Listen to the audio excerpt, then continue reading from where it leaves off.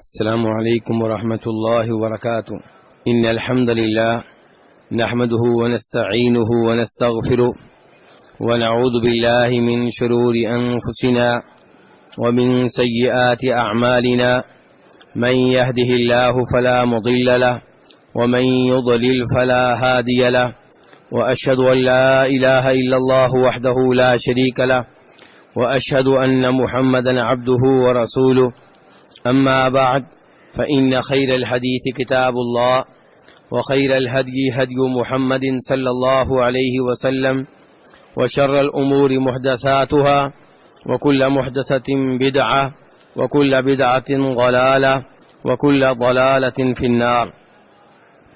ہر قسم کی حمد و ثنا اللہ تبارک و تعالیٰ کے لیے اور بے شمار درود و سلام ہوں جناب نبی اکرم صلی اللہ علیہ وسلم کی ذات اقدس پہ۔ الدروس المہمہ اس کتاب کا آج 7واں درس ہے، اور آج کے درس میں کتاب کے مؤلف نے نماز کے ارکان بتائے ہیں۔ گزشتہ روز کیا درس تھا؟ نماز کی شرائط، اور آج کا درس کیا؟ نماز کے ارکان، جنہیں کچھ لوگ فرائض بھی کہتے ہیں۔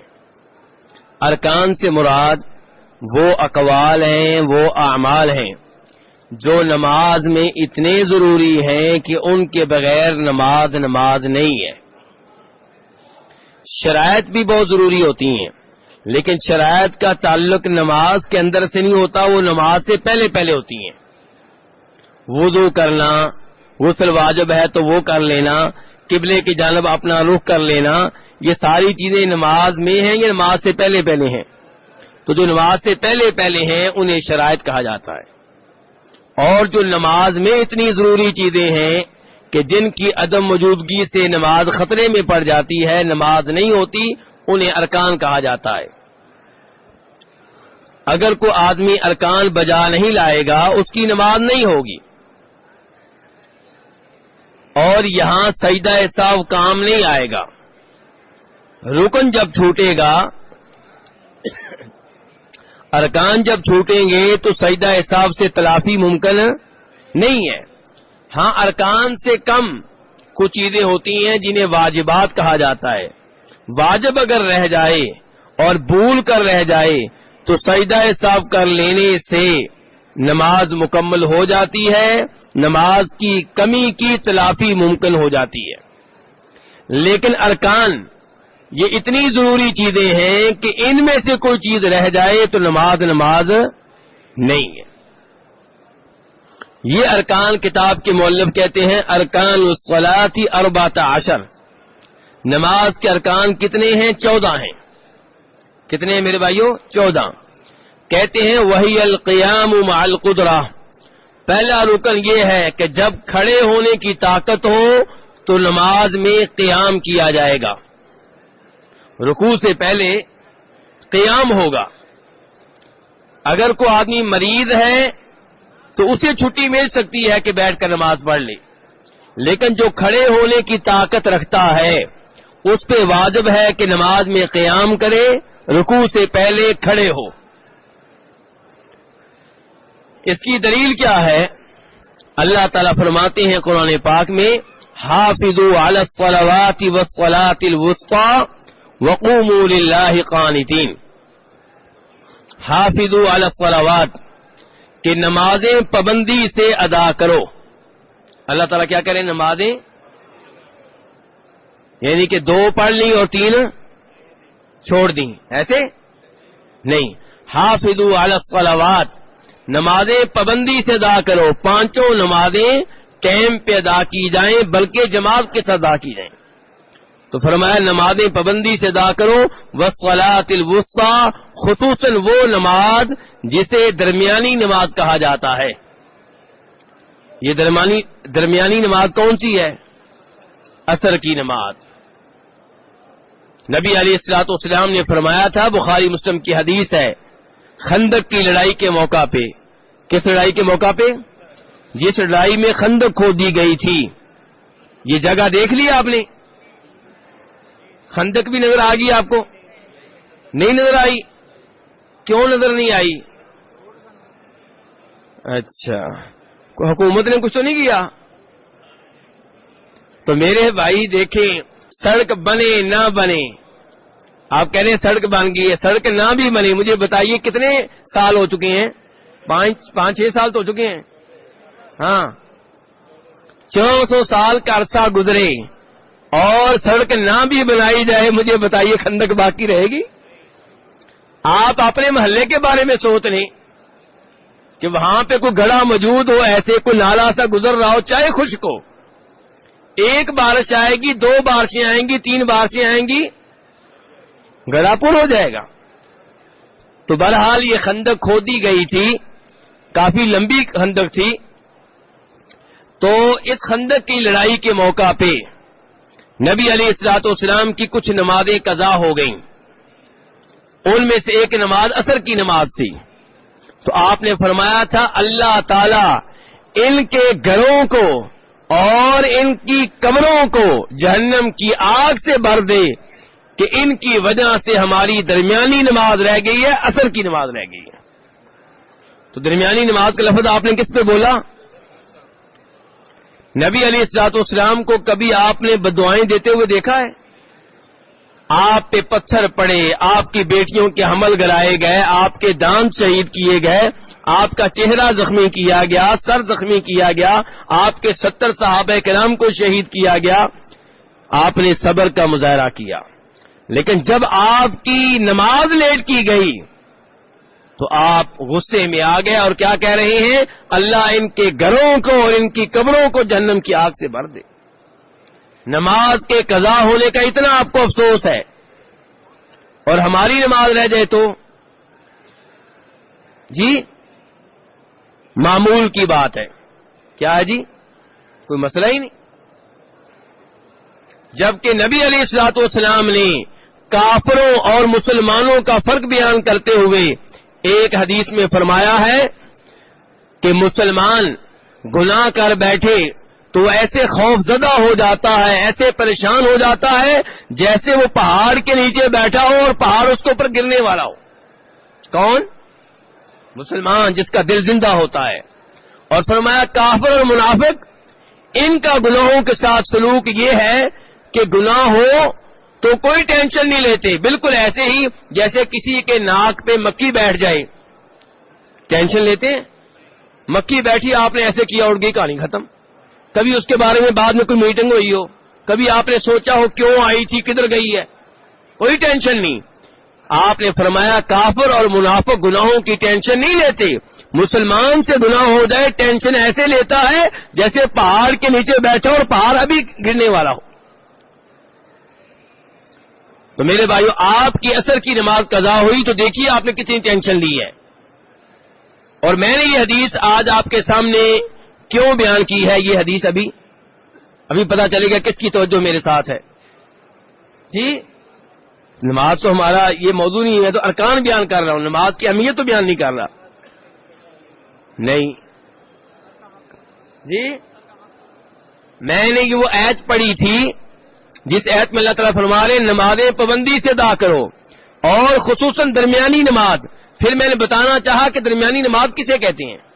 عصر کی نماز کو. اب وہ آیت جاری ہے، اسی آیت میں اللہ آگے فرماتے ہیں وَقُومُوا لِلَّهِ قَانِتِينَ. پہلے کہا نمازیں پابندی سے ادا کرو، خصوصاً عصر کی نماز، درمیانی نماز. فرمایا وَقُومُوا، اور قیام کیا کرو نماز میں، للہ اللہ تعالیٰ کے لیے، قانتین اللہ تعالیٰ کے فرما بردار بن کر، اور سکوت اختیار کر کے، خاموشی اختیار کر کے اللہ کے لیے نماز میں قیام کرو. تو اس سے پتہ چلا نماز میں قیام ضروری ہے. نماز میں کیا ضروری ہے حاجی صاحب؟ قیام. اور اس کی مزید دلیل وہ حدیث ہے جسے امام بخاری روایت کرتے ہیں جناب عمران ابن حسین رضی اللہ تعالی عنہ سے. عمران بن حسین کہتے ہیں کہ مجھے ایک بیماری تھی. کون سی بیماری؟ کون سا بھائی بتائے گا جی؟ عمران بن حسین بواسیر کے مریض تھے. کس کے مریض تھے؟ بواسیر کے مریض. یہ عمران بن حسین نبی علیہ الصلوۃ والسلام کے صحابی ہیں، اور صحابہ کرام کیا ہوتے ہیں؟ اللہ کے ولی ہوتے ہیں، اللہ کے بزرگ ہوتے ہیں۔ عمران بن حسین کو بواسیر کی بیماری ہے، اپنی یہ بیماری دور نہیں کر سکے، اپنی یہ بیماری دور، حالانکہ مانے ہوئے اللہ کے ولی ہیں، مانے ہوئے اللہ کے بزرگ ہیں۔ اور ہمارے آج کلمہ پڑھنے والے لوگ کبھی اس قبر پہ کبھی اس قبر پہ، کیوں جی یہ مشکل کشا ہو گیا ہے، یہ بابا فوت ہونے کے بعد کیا ہو گیا ہے؟ کیا ہو گیا جی؟ مشکل کشا ہو گیا ہے، حاجت روا ہو گیا ہے۔ انا للہ و انا الیہ راجعون۔ یہاں پہ دیکھیے عمران بن حسین کہتے ہیں اللہ کے رسول علیہ الصلوۃ والسلام مجھے بواسیر کی بیماری ہے تو میری نماز کا حکم کیا ہوگا؟ آپ نے فرمایا تم نے نماز کھڑے ہو کے ادا کرنی ہے، صلی قائما، نماز کیسے ادا کرنی ہے؟ کھڑے ہو کر۔ فَإِن لَّمْ تَسْتَطِعْ فَقَاعِدًا، اگر کھڑے ہونے کی طاقت نہ ہو تو پھر تمہیں بیٹھنے کی اجازت ہے۔ اگر کوئی مریض ہے لیکن یہ مرض کھڑے ہونے میں رکاوٹ نہیں ہے تو اس نے نماز کھڑے ہو کر ادا کرنی ہے، کرسی پہ نہیں۔ فرمایا اگر کھڑے ہونے کی طاقت نہ ہو پھر بیٹھ کر نماز پڑھو، اور اگر بیٹھنے کی طاقت نہ ہو پھر لیٹ کر ایک پہلو کے جانب ہو کے نماز پڑھ لو۔ یعنی کہ بیماری اتنی شدید ہے کہ آپ بیٹھنے کی طاقت نہیں رکھتے، نماز پھر بھی معاف، حاجی صاحب نماز پھر بھی معاف نہیں ہے، اور ہم معمولی سی باتوں پہ نماز کو قربان کر دیتے ہیں۔ بیگم کہتی ہے بیٹھے رہے حاجی صاحب کدھر جا رہے ہیں، اچھی مجلس لگی ہوئی ہے، رشتہ دار آئے ہوئے ہیں، اور ویسے بھی اب تو شادی کا موقع ہے، کیونکہ کس حدیث میں ہے کہ شادی کے موقع پہ نمازیں معاف ہو جاتی ہیں؟ جی چلیں کوئی ایسی حدیث بتا دیں جس میں آیا ہو کہ شادی کے موقع پہ دلہن کو نمازیں معاف ہیں۔ جی دلہن کو بھی معاف نہیں ہے، میک اپ کیا ہوا حاجی صاحب اتر جائے گا۔ میرے بھائیوں آپ کے اور اپنے ضمیر کو جھنجھوڑنا چاہتا ہوں، شادی خوشی کا موقع ہے، اللہ نے دکھایا، اللہ نے نعمتیں دی، اللہ نے اولاد دی، اور اس موقع پہ رب کو بھول گئے اور نمازوں سے اعراض کرنے لگے، حالانکہ شادی کے دن خاص طور پہ اللہ کا شکر ادا کرنا چاہیے تھا کہ یا اللہ تو نے آج یہ خوشی کا دن دکھایا۔ تو بہرحال دیکھیے یہاں بیماری کی حالت میں بھی نماز معاف نہیں ہے، اور یہ حدیث بیان کرنے کا مقصد کیا ہے کہ آپ نے اس حدیث کے آغاز میں کیا فرمایا ہے؟ نماز بیٹھ کر پڑھنی ہے کہ لیٹ کر؟ کھڑے ہو کر پڑھنی ہے۔ کھڑے ہونے کی طاقت نہ ہو تب بیٹھنے کی اجازت ہے، بیٹھنے کی طاقت نہ ہو تب لیٹ کر نماز پڑھنے کی اجازت ہے۔ تو نماز میں کھڑا ہونا ضروری ہے۔ اگر کوئی بیمار ہے تو پھر وہ بیٹھ کر نماز پڑھ سکتا ہے۔ امام بخاری روایت کرتے ہیں جناب انس ابن مالک رضی اللہ تعالیٰ عنہ سے کہ نبی علیہ الصلوۃ والسلام گھوڑے سے گر پڑے۔ کس سے گر پڑے؟ گھوڑے سے گر پڑے، اور آپ کی دائیں جانب ادھر خراشیں آ گئیں، تو ہم آپ کی عیادت کے لیے گئے، وہاں پہ نماز کا ٹائم ہو گیا، آپ نے ہمیں بیٹھ کر نماز پڑھائی۔ نبی علیہ السلام نے نماز پڑھائی اور آپ بیٹھے ہوئے تھے۔ ہوا کیا تھا آپ کو؟ کیسے چوٹ لگی؟ گھوڑے سے گر پڑے، اپنے آپ کو گھوڑے سے گرنے سے بچا نہیں سکے، گھوڑے نے گرایا اور آپ گر پڑے۔ اگر مشکل کشا ہوتے اپنے آپ کو سنبھال لیتے، اپنے آپ کو گرنے سے بچا لیتے، حاجت روا ہوتے، مختار کل ہوتے تو اپنے آپ کو گرنے سے بچا لیتے، لیکن گھوڑے نے گرایا اور آپ گر پڑے۔ میرے بھائی اس سے پتا چلا اگرچہ آپ شان کے لحاظ سے، مقام کے لحاظ سے سب سے افضل ہیں، سب سے اعلیٰ ہیں، سب سے مقدس ہیں، سب سے محترم ہیں، لیکن اللہ کی مخلوق ہے، بشر ہیں، انسان ہیں، گھوڑے سے گر پڑے ہیں، زخمی ہو چکے ہیں، نماز پڑھائی ہے، بیٹھ کے کھڑے ہونے کی طاقت نہیں ہے۔ تو اس حدیث سے پتا چلا کہ اگر کوئی بیمار ہو، کھڑے ہونے کی طاقت نہ رکھتا ہو تو بیٹھ کر نماز پڑھ سکتا ہے، اور جو صحت مند ہے، تندرست ہے، اس کے لیے نماز میں قیام رکن ہے۔ کیا ہے؟ اگر کوئی جان بوجھ کر قیام ترک کرتا ہے، فرض نماز میں اس کی نماز نہیں ہوگی، اس کی نماز نہیں ہوگی. البتہ اگر نفل نماز ہے، سنتے ہیں، وتر ہیں، تو پھر آپ یہ نماز بیٹھ کر پڑھ سکتے ہیں چاہے آپ کا کوئی بھی عذر نہ ہو.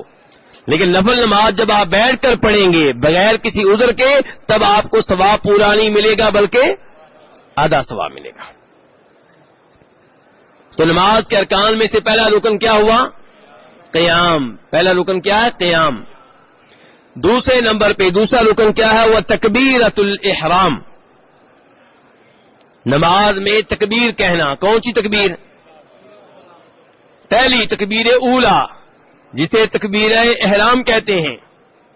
یہ تکبیر جو پہلی ہے یہ نماز کے ارکان میں سے ایک رکن ہے. یہی تو وہ چیز ہے جس کے ذریعے آپ نماز میں داخل ہوتے ہیں.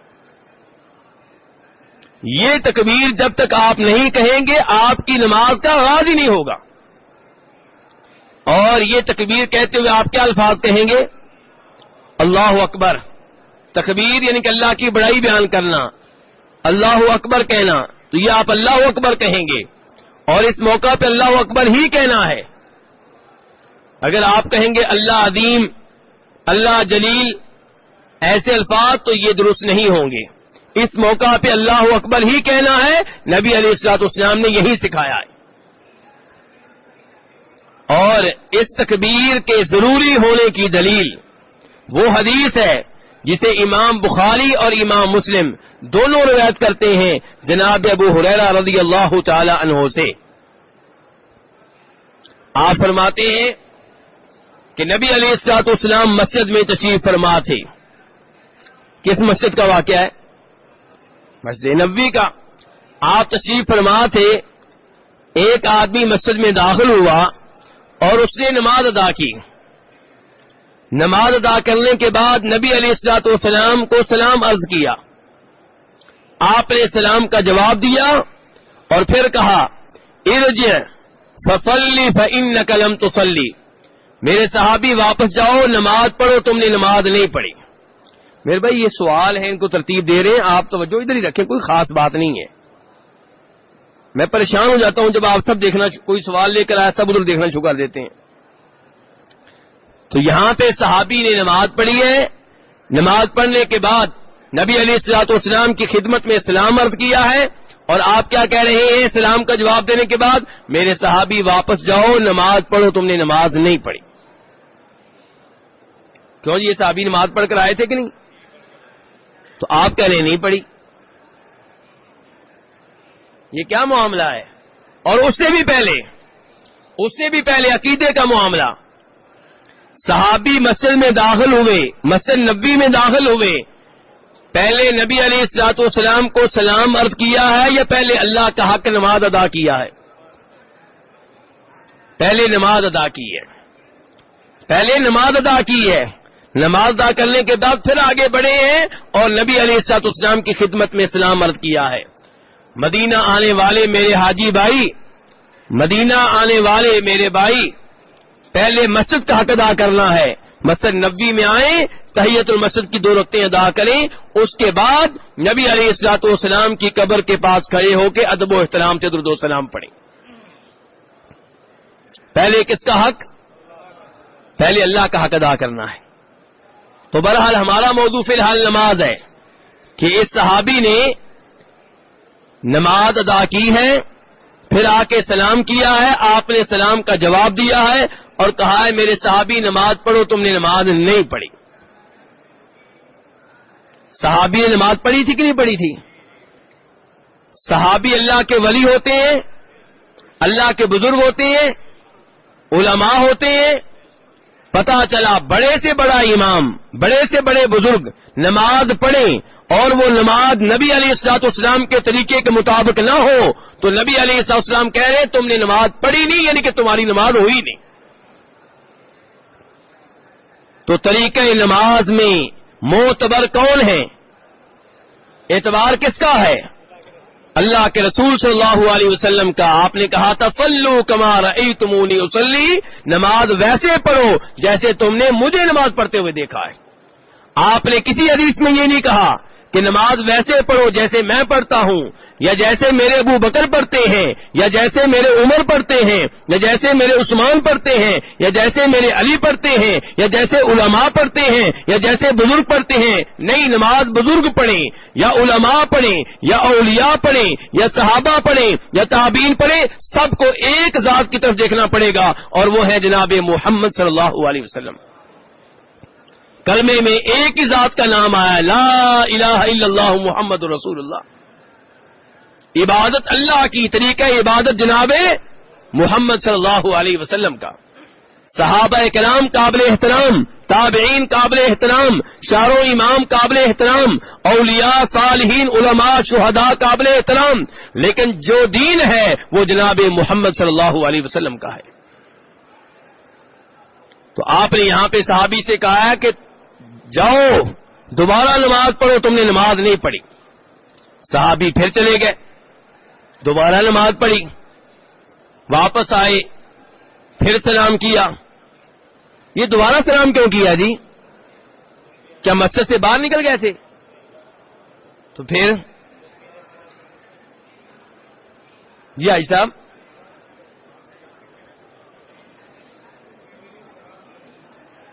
نبی علیہ الصلوۃ والسلام ایک حدیث میں فرماتے ہیں افشوا السلام، سلام عام کرو، سلام عام کرو. کیا مطلب؟ بار بار سلام.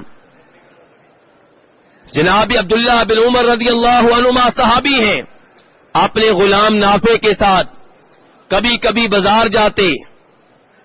ایک دفعہ اپنے غلام نافع سے کہنے لگے چلو بازار چلیں. غلام کہنے لگا وہاں پہ کیا لینے جانا ہے، کوئی چیز تو آپ نے خریدنی نہیں ہوتی. کہا وہاں پہ سلام کہیں گے نیکیاں کمائیں گے. بازار کا تماشا دیکھنے نہیں جا رہے، بازار میں عورتیں دیکھنے نہیں جا رہے، بازار میں گناہ کمانے نہیں جا رہے، بازار میں اس لیے جا رہے ہیں کہ وہاں پہ لوگ زیادہ ہیں، جو ملے گا سلام کہیں گے السلام علیکم السلام علیکم السلام علیکم، نیکیاں جمع ہوتی چلی جائیں گی. اور یہی عبداللہ بن عمر رضی اللہ عنہما ان کے غلام نافع کہتے ہیں ہم ایک ساتھ جا رہے ہوتے، راستے میں درخت آ جاتا، میں ادھر وہ ادھر، درخت کے بعد پھر کہتے السلام علیکم. ہاں جی، ہمارے بچے کیا کہتے ہیں گھر میں داخل ہو کے؟ جی، اور گھر سے نکلتے ہوئے داخل ہوتے ہوئے کیا کہتے ہیں؟ Bye bye. کیا بات ہے جناب، کتنے پڑھے لکھے بچے ہیں، پڑھ لکھ گئے ہیں جی. یہ تو کیا ملا ان کے بائے بائے کہنے سے آپ کو؟ مجھے بتائیں، کیا آپ کو ملا، کیا ان کو ملا؟ اگر آپ نے السلام علیکم سکھایا ہوتا کتنی نیکیاں؟ 10. السلام علیکم ورحمۃ اللہ 20. السلام علیکم ورحمۃ اللہ وبرکاتہ 30. میرے بھائی، آپ کا بچہ ایک کمرے سے دوسرے کمرے میں جائے السلام علیکم کہے، تیسرے کمرے میں جائے وہاں بھی السلام علیکم کہے، چوتھے کمرے میں جائے وہاں بھی السلام علیکم کہے، بیگم آپ کے پاس کھانا لے کر آئی السلام علیکم کہے، پھر پانی لینے گئی واپس آئی پھر السلام علیکم کہے، پھر آپ کے لیے چائے لینے گئی واپس آئی پھر السلام علیکم کہے.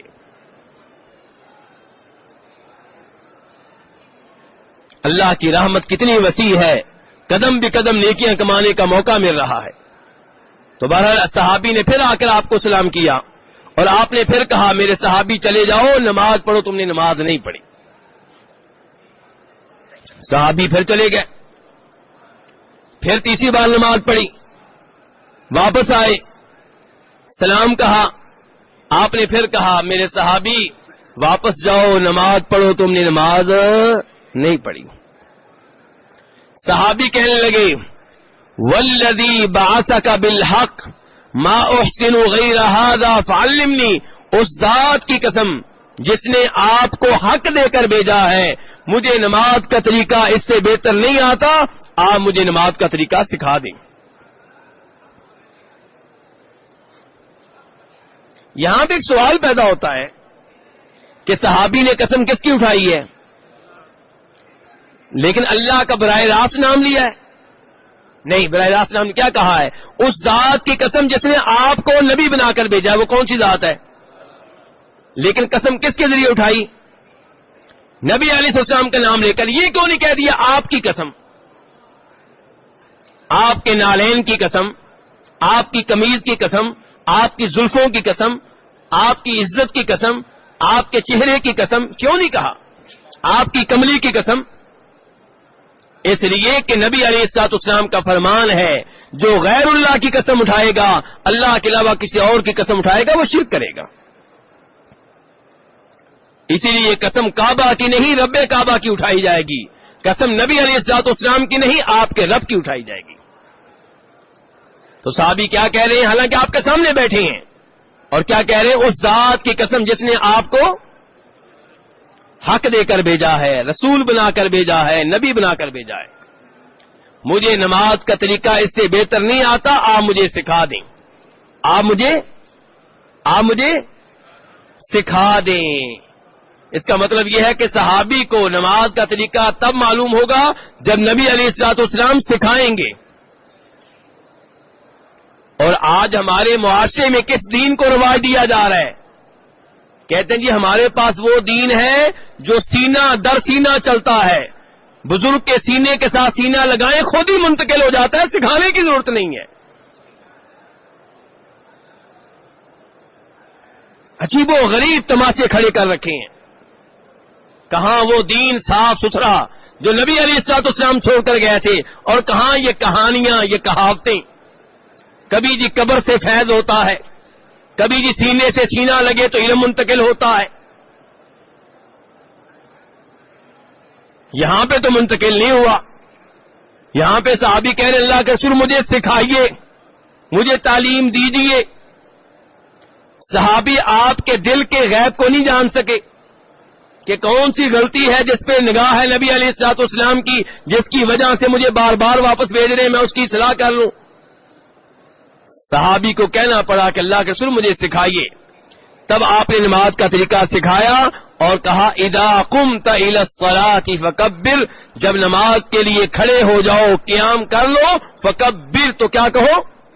اللہ اکبر کہو۔ اس صحابی کو جو باتیں آپ نے سکھائیں ان باتوں کو نماز کے ارکان کہا جاتا ہے۔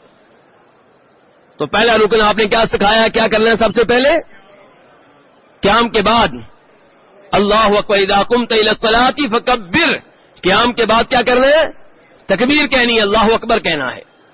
اور امام ترمذی روایت کرتے ہیں جناب علی رضی اللہ تعالیٰ عنہ سے، وہ کہتے ہیں کہ نبی علیہ السلام نے فرمایا کہ مفتاح الصلاۃ الطہور، نماز کی چابی، نماز کی کنجی کیا ہے؟ طہارت۔ اور فرمایا وتحریمها التکبیر وتحلیلها التسلیم، اور وہ چیز جس سے نماز کا آغاز ہوگا، جس سے وہ چیزیں حرام ہو جائیں گی جو نماز میں حرام ہوتی ہیں، وہ تکبیر ہے، اللہ اکبر کہنا ہے۔ وتحلیلها التسلیم، اور نماز کا اختتام کس پہ ہوگا؟ سلام پہ۔ کس پہ ہوگا؟ سلام پہ، السلام علیکم ورحمۃ اللہ۔ امام عبد الرحمن ابن مہدی کہتے ہیں، بہت بڑے امام ہیں، اگر کوئی آدمی اللہ اکبر کی جگہ اللہ کے 70 نام بھی لے لے تو اس کی نماز کا آغاز نہیں ہوگا، نماز کا آغاز تب ہوگا جب اللہ اکبر کہے گا۔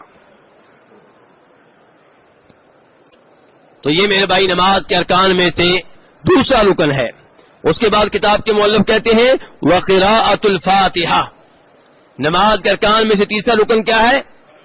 سورہ فاتحہ۔ سورہ فاتحہ پڑھنا یہ نماز کے ارکان میں سے تیسرا رکن ہے، یہ تیسری وہ چیز ہے جس کے بغیر نماز نہیں ہوگی۔ اور یہ مسئلہ کل بھی میں نے تفصیل کے ساتھ بتایا تھا کہ سورہ فاتحہ ہر نماز کی ہر رکعت میں ادا کی جائے گی، چاہے نماز جہری ہو، چاہے نماز سری ہو، چاہے زور کی نماز ہو، چاہے عصر کی ہو، چاہے مغرب کی ہو، چاہے عشاء کی ہو، چاہے فجر کی ہو۔ امام بھی سورہ فاتحہ پڑھے گا، مقتدی بھی پڑھیں گے، کیونکہ نبی علیہ السلام فرماتے ہیں، بخاری شریف کی حدیث ہے، لا صلاۃ لمن لم یقرأ بفاتحۃ الکتاب، جو سورہ فاتحہ نہیں پڑھتا اس کی نماز نہیں ہے۔ کتاب کے مؤلف کہتے ہیں والرکوع، چوتھے نمبر پہ نماز کے ارکان میں جو رکن ہے وہ رکوع ہے۔ وہ کیا ہے میرے بھائیوں؟ رکوع۔ رکوع بھی وہ چیز ہے جس کے بغیر نماز نہیں ہوگی۔ رکوع نماز میں اتنی اہمیت رکھتا ہے کہ اللہ تعالیٰ فرماتے ہیں یا ایھا الذین آمنوا ارکعوا واسجدوا، اے ایمان والو رکوع کرو اور سجدہ کیا کرو۔ اگر کوئی آدمی صرف رکوع کرے تو کیا یہ عبادت ہے؟ رکوع سے پھر مراد کیا ہے کہ باقاعدہ نماز پڑھو، نماز میں رکوع کرو، یعنی کہ رکوع کی نماز میں اتنی اہمیت ہے کہ اللہ نے جب یہ کہنا چاہا نماز پڑھو، اللہ نے کہا رکوع کیا کرو۔ اس سے آپ اندازہ لگا لیں رکوع کی کتنی اہمیت ہے۔ اور نبی علیہ الصلوۃ والسلام نے اس صحابی سے بھی کہا تھا جن کو آپ نے 3 بار کہا تھا دوبارہ نماز پڑھو، انہیں جب بعد میں آپ نے نماز کا طریقہ سکھایا تھا تو ان سے یہ بھی کہا تھا کہ پھر تم نے رکوع کرنا ہے اور اطمینان سے رکوع کرنا ہے، سکون سے رکوع کرنا ہے، اچھی طرح رکوع کرنا ہے۔ تو اس لیے میرے بھائیو رکوع بھی نماز کے ارکان میں سے چوتھا رکن ہے۔ 5 نمبر پہ کہتے ہیں والاعتدال من الرکوع، 5واں رکن یہ ہے کہ رکوع سے آپ اچھی طرح سیدھے کھڑے ہو جائیں۔ آپ نے دیکھا ہوگا بہت سے نمازی رکوع کے بعد اچھی طرح کھڑے نہیں ہوتے۔ حاجی صاحب سے پوچھیں کیوں جی حاجی صاحب، آپ نے دیکھا کہ نہیں دیکھا کہ رکوع کے بعد کئی لوگ اچھی طرح کھڑے نہیں ہوتے؟ ایسا ہے کہ نہیں ہے؟ تو یہ چیز جو ہے اس سے نماز جو ہے وہ ضائع ہو جاتی ہے۔ رکوع کے بعد اچھی طرح کھڑے ہونا ہے۔ کئی لوگ 2 سجدوں کے درمیان اچھی طرح نہیں بیٹھتے، رکوع کے بعد اچھی طرح نہیں کھڑے ہوتے، یہ بہت خطرناک ہے۔ نبی علیہ الصلوۃ والسلام نے اسی صحابی سے کہا تھا جن کا ابھی تذکرہ کیا ہے، جن کو آپ نے 3 بار واپس کیا تھا کہ دوبارہ نماز پڑھو، جب آپ نے انہیں نماز کا طریقہ سکھایا تھا، کہا تھا رکوع کے بعد رکوع سے سر اٹھانا ہے اور پھر کھڑے ہونا ہے، اچھی طرح کھڑے ہونا ہے۔ تو رکوع کے بعد اچھی طرح کھڑے ہوں گے اور پھر وہ دعائیں پڑھیں گے جو نبی علیہ الصلوۃ والسلام پڑھا کرتے تھے، مثال کے طور پہ ربنا ولک الحمد حمدا کثیرا طیبا مبارکا فی، اور بھی بہت سی دعائیں آتی ہیں، اس سے بھی لمبی دعائیں آتی ہیں۔ نبی علیہ الصلوۃ والسلام رکوع کے بعد اتنی دیر تک کھڑے رہتے کہ صحابہ کرام کہتے ہیں کہ ہم سوچتے کہ شاید آپ بھول گئے ہیں کہ میں نماز کی حالت میں ہوں۔